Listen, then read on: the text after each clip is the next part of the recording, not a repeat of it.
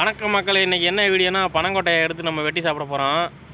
இது பின்னாடி இருக்க மரம் தெரியுதா, அதில் தான். ஆனால் அப்படின்னு சொல்ல மாட்டேன், ஏன்னா அது பழைய வீடியோ எடுத்து வச்சுருக்கேன். வீடியோவில் வாய்ஸ் ரெக்கார்ட் ஆகிறதுனால நான் வந்து இப்போ இந்த வீடியோ எடுத்துக்கிட்டு இருக்கேன். இதுக்கு பின்னாடி வரும் அந்த வீடியோ பாருங்கள்.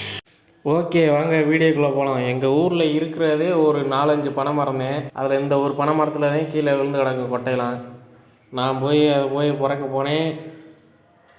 கரையான் தின்னுட்டு ஒரு கொட்டை கிடந்துச்சு, அதை எடுத்துக்கிட்டேன். அது நல்லா தான் இருந்துச்சு. உள்ளே இறங்க முடியல, அதனால் வேறு உள்ள, அதனால் அதில் பருப்பு இருக்கும்னு எடுத்துக்கிட்டேன். அதை அப்புறம் பக்கத்துலேயே இன்னொன்று கிடந்துச்சு, அதையும் எடுத்துக்கிட்டேன். அப்புறம் அவ்வளோதான் நினச்சிக்கிட்டு பார்த்தா, அங்கிட்டு பார்த்தா வரிசையாக கிடக்குது கொட்டை ஒன்றுனா.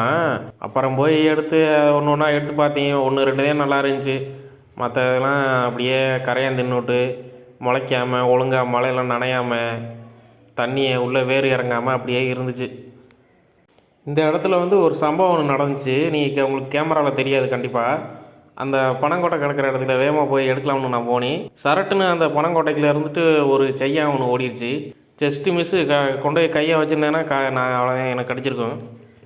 அப்புறம் 4 பனங்கொட்டை தான் இருந்துச்சு. 4 எடுத்துக்கிட்டு அப்புறம் வெட்டுறதுக்காண்டி எங்கள் ஊர் ஸ்பெஷல் பிளேஸான காத்தாடிமேட்டுக்கு வந்துட்டேன். நம்ம எப்படி ரோட்டு ஓரத்தில் வைக்கிற தேங்காயை வாங்கிட்டு வந்து உடச்சி பார்த்தா உள்ளக்க அந்த பருப்பு, அந்த மாவு உருண்டையாக இருக்கும், அந்த மாதிரி இது. அதே மாதிரி தான் இதுவும் முளைச்சி உள்ளேருந்து அப்படி இருக்கும். அதே மாதிரி தான் இதுவும் டேஸ்ட்டாக இருக்கும். அதை விட ரொம்பவே டேஸ்ட்டாக இருக்கும். இது ரொம்ப உடம்புக்கும் நல்லது, நம்ம குளிர்ச்சி தரும் உடம்புக்கு. அப்புறம் படக்குன்னு எடுத்து ஒரு பனங்கொடையை வெட்டினி, அது உருவிக்கிட்டு போய் தண்ணிக்குள்ளே விழுந்துருச்சு, அந்த இதுக்குள்ளே கேணி மாதிரி உள்ளதில். இதை பார்க்கும்போது எப்படி அழகாக சூப்பராக வெள்ளையாக இருக்குது.